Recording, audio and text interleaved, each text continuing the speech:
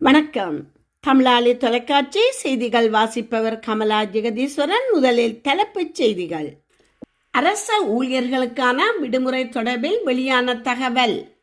Sri Lanka airlines பெயரில் பாரிய நிதி மோசடி, பல லட்சம் ரூபாவை இழந்த மக்கள்.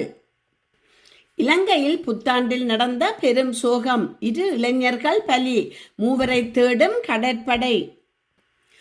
ஈரான் போர் முடிவுக்கு நெருங்கிவிட்டது, ட்ரம்ப். அமெரிக்காவின் அழுத்தங்களுக்கு அடிபணியாத ஈரான். களத்தில் இறங்கும் 10,000 படை வீரர்கள், 12 போர்க்கப்பல்கள், ஈரானை நெருங்கும் ஆபத்து. ஈரானுடன் ரகசிய ஒப்பந்தமா? கட்டார் அமைச்சகத்தின் அதிரடி விளக்கம். அமெரிக்காவில் சக்தி வாய்ந்த நிலநடுக்கம். கனடா இடைத்தேர்தல்கள், 3 தொகுதிகளையும் கைப்பற்றியது மார்கானி கட்சி. அமெரிக்காவின் எச்சரிக்கையால் 24 மணித்தியாலங்களில் நடந்த சம்பவம். இனி தொடர்கிறது விரிவான செய்திகள். அரச அலுவலகங்கள் இன்றிலிருந்து வழமை போன்று இயங்கும் என்று பொது நிர்வாகம், மாகாண சபைகள் மற்றும் உள்ளூராட்சி அமைச்சு அறிவித்துள்ளது. தமிழ் சிங்கள புத்தாண்டை முன்னிட்டு நேற்று மற்றும் நேற்று முன்தினம் ஆகிய தினங்களில் பொது விடுமுறை வழங்கப்பட்டிருந்தது. இதன்படி அரச ஊழியர்களுக்கான புத்தாண்டு விடுமுறை மேற்குறிப்பிட்ட 2 தினங்கள் மாத்திரமே ஆகும். எனவே இன்று அரசு அலுவலகங்களின் அனைத்து பணிகளும் வழமை போல இயங்கும். இந்த நிலையில் புத்தாண்டு காரணமாக தங்களுடைய சொந்த ஊருக்கு சென்ற பயணிகள் தங்களின் தேவைகளை பூர்த்தி செய்யும் வகையில் இன்று முதல் பேருந்து அதிகளவில் சேவையில் ஈடுபடுத்தப்பட்டுள்ளதாக தேசிய போக்குவரத்து ஆணைக்குழு அறிவித்துள்ளது. இதற்குரிய தேவையான அறிவுறுத்தல்கள் அனைத்து மாகாண போக்குவரத்து அதிகார சபைகளுக்கும் வழங்கப்பட்டுள்ளதாக அதன் செயல் திட்ட பணிப்பாளர் செரின் அதுகோர்லா தெரிவித்துள்ளார். இதற்கிடையில் இன்று ஒரு வழக்கமான அலுவலக நாள் என்பதால் அலுவலகம் தொடருந்து சேவைகள் வழக்கம் போல் மேற்கொள்ள திட்டமிடப்பட்டுள்ளதாக தொடருந்து திணைக்களம் தெரிவித்துள்ளது. பணிகளின் சேவையின் அடிப்படையில் உரிய தொடருந்துகள் சேவையில் சேர்க்கப்படும் என்று இலங்கை தொடருந்து திணைக்களத்தின் போக்குவரத்து கண்காணிப்பாளர் அரச சமரசிங்க தெரிவித்துள்ளார். ஸ்ரீலங்கா ஏர்லைன்ஸ் நிறுவனத்தின் பெயரை பயன்படுத்தி இணையதளங்கள் ஊடாக பொதுமக்களிடம் லட்சக்கணக்கான ரூபாய்களை மோசடி செய்யப்பட்டுள்ளதாக எச்சரிக்கப்பட்டுள்ளது. இந்த மோசடி ஈடுபட்டுள்ள கும்பல் குறித்து குற்ற புலனாய்வு திணைக்களம் விரிவான விசாரணைகளை ஆரம்பித்துள்ளது. இந்த பாரிய நிதி மோசடி தொடர்பில் கொழும்பு பிரத நீதிவான் நீதிமன்றம் குற்ற புலனாய்வு திணைக்களத்தின் கணனி குற்ற புலனாய்வு பிரிவினர் அண்மையில் விடயங்களை சமர்ப்பித்தனர். பாதிக்கப்பட்ட 2 செய்த முறைப்பாட்டின் அடிப்படையில் இந்த விசாரணை தீவிரப்படுத்தப்பட்டுள்ளது. அதற்கமைய பணுகம பகுதியைச் சேர்ந்த ஒருவரின் வங்கியில் இருந்து சுமார் 55 லட்சம் ரூபாய் மோசடி செய்யப்பட்டுள்ளது. மேலும் கடவத்தை பகுதியைச் சேர்ந்த பெண்ணின் வங்கி கணக்கிலிருந்து சுமார் 3.5 லட்சம் ரூபாய்க்கு அதிகமான பணம் இவ்வாறான போலி இணையதளம் மூலம் திருடப்பட்டது. இந்த தகவல்களை ஆராய்ந்து கொழும்பு பிரதம நீதிவான் இத்திட்டமிட்ட குற்றச்செயல் தொடர்பான விசாரணைகள் தொடர்பிலாக தகவல்களை உடனுக்குடன் நீதிமன்றத்திற்கு அறிவிக்குமாறு அதிகாரிகளுக்கு உத்தரவிட்டுள்ளார்.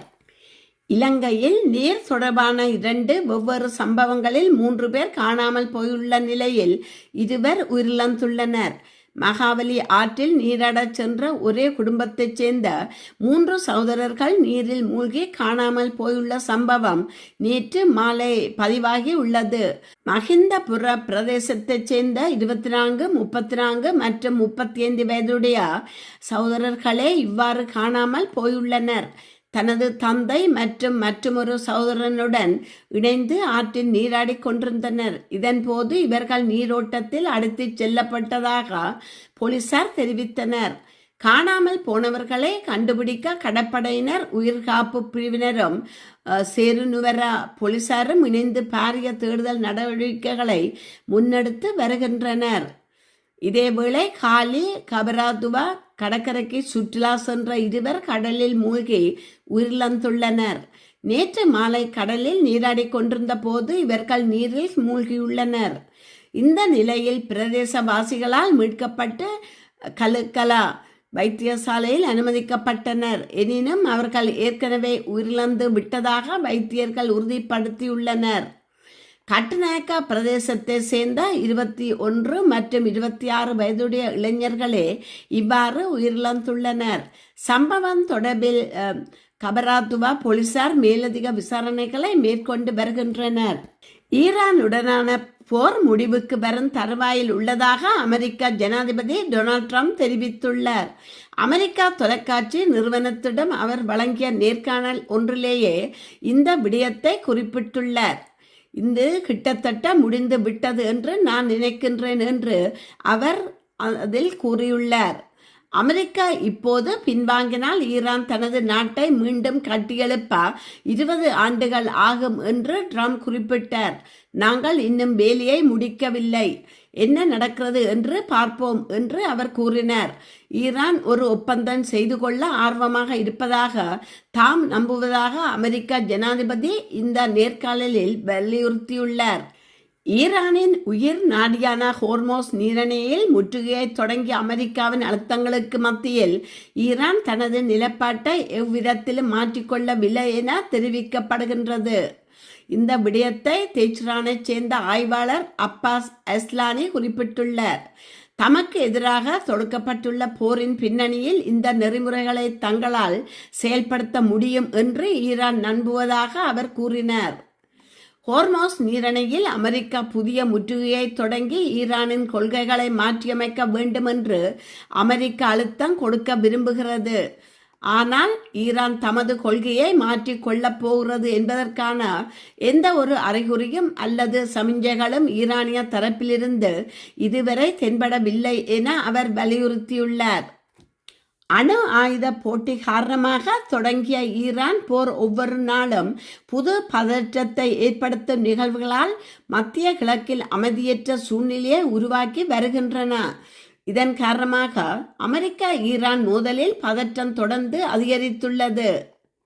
இந்த வரிசையில் ஈரான் துறைமுகங்களை முற்றுகையிடும் நோக்கில் 10க்கும் மேற்பட்ட போர் கப்பல்கள் மற்றும் பல விமானங்களின் ஆதரவுடன் 10,000க்கும் மேற்பட்ட அமெரிக்க மாலுமிகள், கடற்படை வீரர்கள் மற்றும் விமானப்படை வீரர்கள் ஈரானிய துறைமுகங்களுக்குள் நுழையும் மற்றும் வெளியேறும் கப்பல்கள் மீது கடற்படை முற்றுகையை அமல்படுத்தி வருவதாக அமெரிக்க மத்திய கட்டளை மையம் தெரிவித்துள்ளது. எக்ஸ் தளத்தில் வெளியிடப்பட்ட ஒரு பதிவில் இந்த நடவடிக்கையில் முதல் 24 மணி நேரத்தில் அமெரிக்கா முற்றுகையை தாண்டி எந்த கப்பலும் செல்லவில்லை என்றும் 6 வர்த்தக கப்பல்கள் அமெரிக்கா படைகளின் அறிவுறுத்தல்களுக்கு இணங்கி திரும்பி ஓமான் வளைகுடாவில் உள்ள ஒரு ஈரானிய துறைமுகத்துக்குள் மீண்டும் நுழைந்தன என்றும் செட்காம் கூறியுள்ளது. இந்த நடவடிக்கை பாராபட்சமின்றி செயல்படுத்துவதாக சென்ட்காம் கூறியதுடன் ஈரான் அல்லாத துறைமுகங்களுக்கு செல்லும் மற்ற அங்கிருந்து வரும் கப்பல்களின் சுதந்திரமான கடல்வழி போக்குவரத்திற்கு அமெரிக்கா படைகள் தொடர்ந்து ஆதரவளித்து வருவதாகவும் அது மேலும் தெரிவித்தது. இந்த நடவடிக்கையின் அளவை விவரிக்கும் ஒரு வரைபடத்தையும் அந்த படைப்பிரிவு வெளியிட்டது. இந்த பாணியில் 10,000க்கும் மேற்பட்ட படை வீரர்கள், 100க்கும் மேற்பட்ட போர் மற்றும் கண்காணிப்பு விமானங்கள் மற்றும் குறைந்தது 12 போர் கப்பல்கள் ஈடுபட்டுள்ளதாக அது கூறியுள்ளது. ஈரானுடன் எவ்வித உடன்படிக்கையையும் செய்து கொள்ளவில்லை என கட்டார் வெளியுறவு அமைச்சகத்தின் ஊடக பேச்சாளர் திட்டவட்டமாக தெரிவித்துள்ளார். போர் நடைபெற்ற காலம் முழுவதும் கட்டார் மீது ஈரானிய தாக்குதல்கள் தொடர்ச்சியாக இடம்பெற்று வந்ததாக அவர் குறிப்பிட்டார். மேலும் போர் நிறுத்தம் அமுலுக்கு வந்த பின்னரே இந்த தாக்குதல்கள் நிறுத்தப்பட்டதாகவும் மாறாக இரு நாடுகளுக்கும் இடையே எவ்விதமான இணக்கப்பாடும் எட்டப்படவில்லை என்றும் அவர் சுட்டிக்காட்டினார். ஈரானுடன் கட்டார் உடன்படிக்கை செய்து கொண்டதாக வெளியான செய்திகள் நிராகரிக்கும் வகையிலேயே இந்த உத்தியோகபூர்வ அறிவிப்பு வெளியாகி உள்ளதாக வெளிநாட்டு செய்திகள் தெரிவிக்கின்றன. அமெரிக்காவின் நெவாடா மாகாணத்தில் உள்ள சில்வர் ஸ்பிரிங் பகுதியில் 5.7 ரிக்டர் அளவில் சக்தி வாய்ந்த நிலநடுக்கம் ஏற்பட்டுள்ளதாக அமெரிக்கா புவியியல் ஆய்வு மையம் USGS தெரிவித்துள்ளது. பூமியின் அடியில் சுமார் 9 கிலோமீட்டர் ஆழத்தில் இதன் மையம் அமைந்திருந்ததாக கூறப்பட்டுள்ளது. இந்த நிலநடுக்கத்தின் அதிர்வுகள் நெவாடா மட்டுமன்றி அருகிலுள்ள கலிபோர்னியாவின் பல்வேறு பகுதிகளிலும் உணரப்பட்டுள்ளன. முக்கிய நிலநடுக்கத்தை தொடர்ந்து சில சிறிய பின் அதிர்வுகளும் ஏற்பட்ட நிலையில் இதுவரை எவ்வித பெரும் பொருட்சேதமோ அல்லது உயிர் சேதமோ ஏற்பட்டதாக அதிகாரப்பூர்வ தகவல்கள் வெளியாகவில்லை. நடந்து முடிந்த கனடா இடைத்தேர்தல்கள் மார்கானி அரசுக்கு பெரும்பான்மை பெற்று தந்துள்ளன. கனடாவின் டொரண்டோவில் 2 தொகுதிகளும் மொன்றியாலில் 1 தொகுதியிலும் நேற்று இடைத்தேர்தல்கள் நடைபெற்றன.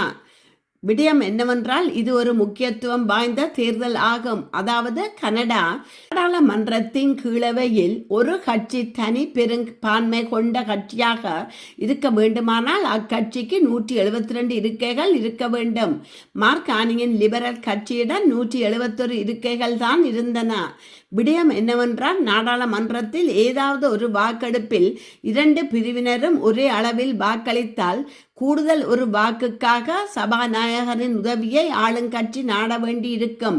ஆக ஆளும் லிபரல் கட்சிக்கு 173 அல்லது 174 இருக்கைகள் கிடைத்துவிட்டால் யாருடைய உதவியையும் நாடாமலேயே மசோதாக்களை நிறைவேற்ற முடியும். அதனால்தான் இந்த இடைத்தேர்தல் கனடா அரசியலில் முக்கியத்துவம் வாய்ந்ததாக பார்க்கப்பட்டது. இந்நிலையில் மார்கானியின் லிபரல் கட்சி தேர்தல் நடைபெற்று 3 தொகுதிகளிலுமே வெற்றி பெற்றுள்ளது. ஆக ஒரு தொகுதியில் வெற்றி பெற்றாலே பெரும்பான்மை கிடைத்துவிடும் என்றிருந்த நிலையில் தற்போது 3 தொகுதிகளிலுமே வெற்றி பெற்று பெரும்பான்மை பெற்றுள்ளது மார்கானியின் லிபரல் கட்சி. விடயம் என்னவென்றால் கனடா அரசியல் வரலாற்றில் 24 பிரதமர்கள் நாட்டை ஆண்டுள்ளார்கள். அவர்களில் இதுவரை 13 பேருக்குத்தான் பெரும்பான்மை கிடைத்திருந்த நிலையில் தற்போது மார்கானி கனடாவின் பெரும்பான்மை பெற்ற 14வது பிரதமர் ஆகியுள்ளார் என்பது குறிப்பிடத்தக்கது. ஈரான் துறைமுகங்கள் மற்றும் கரையோர பகுதிகளை இலக்கு வைத்து அமெரிக்காவினால் அமுல்படுத்தப்பட்டுள்ள கடல்சார் முற்றுகையின் முதல் 24 மணித்தியாலங்களில் எந்த ஒரு கப்பலும் தடையை மீறி செல்லவில்லை என அமெரிக்கா தெரிவித்துள்ளது. அமெரிக்கா மத்திய கட்டளை பணிப்பகம் வெளியிட்டுள்ள முக்கிய அறிக்கையில் இந்த விடயம் குறிப்பிடப்பட்டுள்ளதாக அல் ஜசீரா செய்திகள் தெரிவிக்கின்றன. இந்த முற்றுகை நடவடிக்கையில் 10,000க்கும் மேற்பட்ட இராணுவத்தினர், போர் கப்பல்கள் மற்றும் விமானங்கள் ஈடுபடுத்தப்பட்டுள்ளன.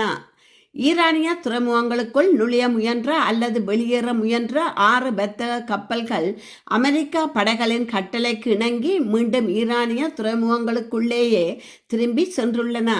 முற்றுகை ஆரம்பிக்கப்பட்ட பின்னர் ஈரானுடன் தொடர்புடைய 4 கப்பல்கள் ஹோர்மோஸ் நீரிணையை கடந்ததாக BBC உறுதிப்படுத்தியிருந்த நிலையில் அமெரிக்காவின் இந்த புதிய அறிக்கை வெளியாகி உள்ளது. ஈரானிய துறைமுகங்களுக்கு செல்லும் அல்லது அங்கிருந்து வரும் அனைத்து நாடுகளின் கப்பல்களுக்கு இந்த தடை பொருந்தும் என சுங்க திணைக்களம் தெரிவித்துள்ளது. அதேவேளை ஈரானுடன் தொடர்பில்லாத ஏனைய கப்பல்களின் சுதந்திரமான போக்குவரத்துக்கு எவ்வித இடையூறும் இருக்காது என்றும் குறிப்பிடப்பட்டுள்ளது. அமெரிக்காவின் இந்த முற்றுகை நடவடிக்கையானது ஈரானின் கடல்வழி வர்த்தகத்தை முற்றாக முடக்கும் நோக்கில் முன்னெடுக்கப்பட்டு வருகின்றமை குறிப்பிடத்தக்கது. இத்துடன் செய்திகள் நிறைவு பெறுகின்றன. மீண்டும் மற்றொரு செய்தியூடாக உங்களை சந்திக்கும் வரை வணக்கம் கூறி விடைபெறுபவர் கமலா ஜெகதீஸ்வரன். நன்றி.